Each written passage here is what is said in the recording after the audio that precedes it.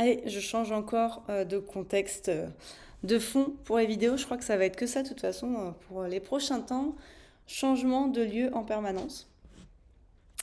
Alors, dans le vlog de cette semaine, dans cette vidéo, je voulais vous expliquer comment j'en suis arrivée au Maroc pour la partie voyage avec les enfants.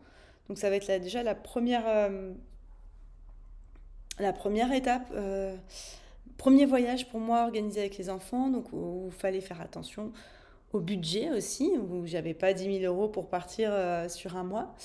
Donc il fallait trouver des solutions et c'était pas négociable de finalement rester ici, hein, ce qui aurait été pu aussi hein, de rester chez ma maman ce mois-là.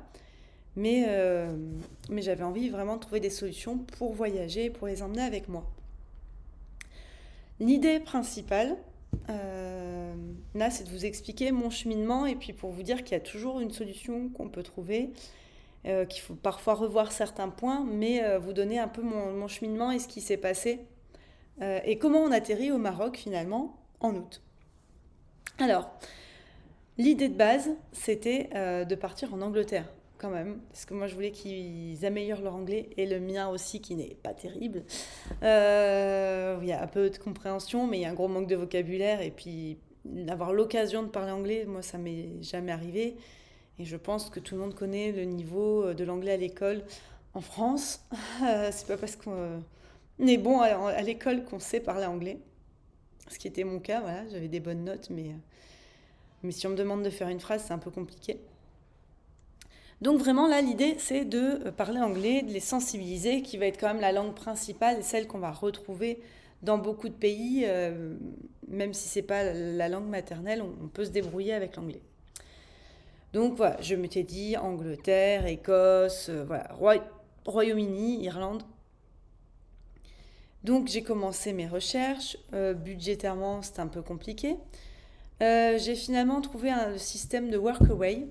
J'en ai déjà un peu parlé dans les journaux de bord. L'idée du workaway, c'est on va donc soit chez l'habitant, on peut aller dans une famille qui nous accueille, on peut aller dans une communauté, on peut aller dans un centre. Il y a des gens voilà, qui demandent des bénévoles. Et donc en échange de 3 à 4 heures de travail par jour, on est logé. Au minima, logé. Après, suivant les propositions, il peut aussi y avoir la nourriture d'incluse.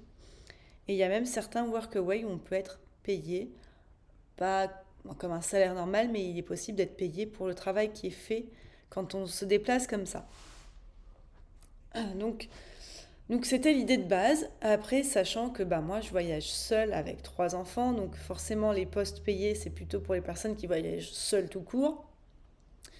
Que dès qu'on débarque à 4, eh ben, tout le monde ne peut pas loger 4 personnes. Donc déjà, ça réduit le cercle des workaway qui pouvaient nous accueillir. Et qu'en plus, ben, en août, c'est les vacances en Angleterre aussi. Bref, j'ai pas trouvé en Angleterre. Donc au début, je me suis dit, ah non, ça va pas être possible. Et j'ai commencé à élargir mes recherches. Donc il y a plein de choses qui sont possibles en Amérique du Sud, en Thaïlande, etc. Là, pour le coup, bah, pareil, une histoire de budget. J'aurais bien aimé emmener les enfants dans ces pays-là, même si on n'est plus sur de l'anglais.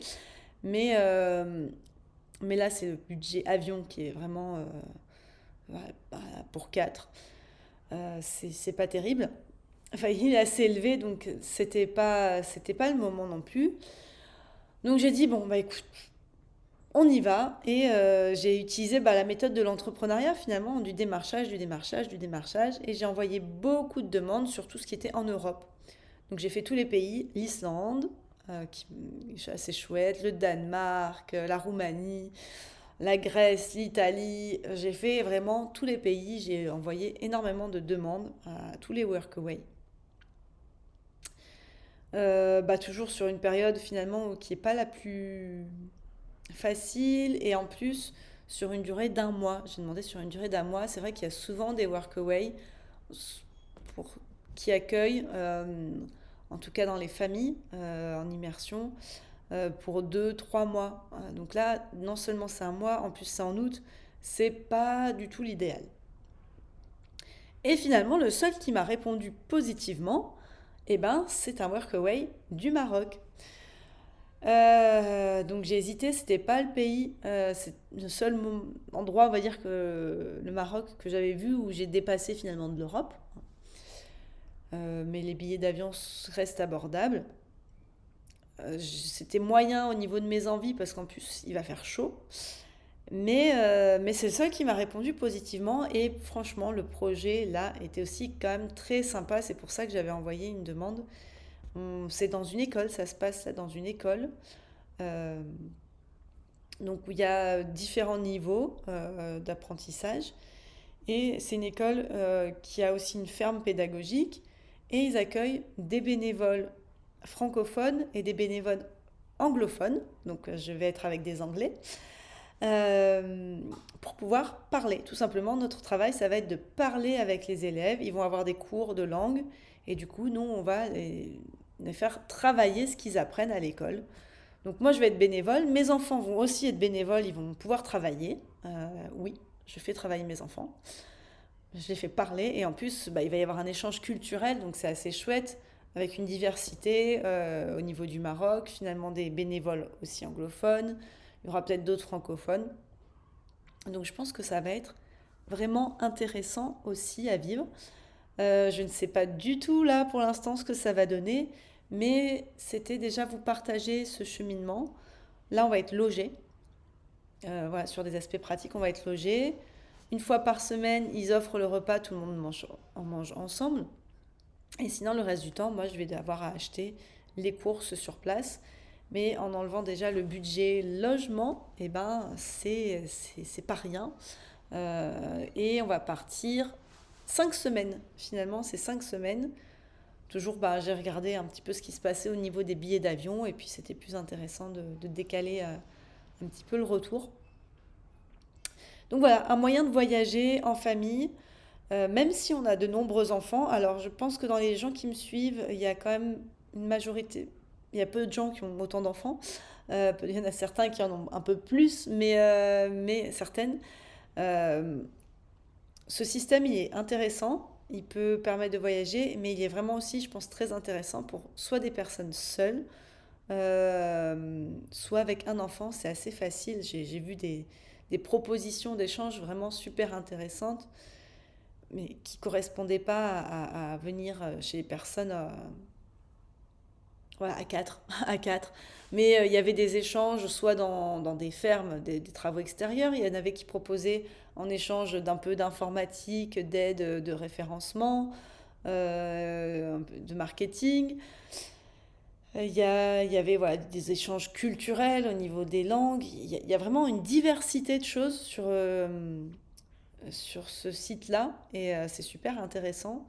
Donc bah, j'invite les personnes qui veulent voyager et qui veulent découvrir, s'immerger à aller voir. C'est vraiment très, très chouette comme système.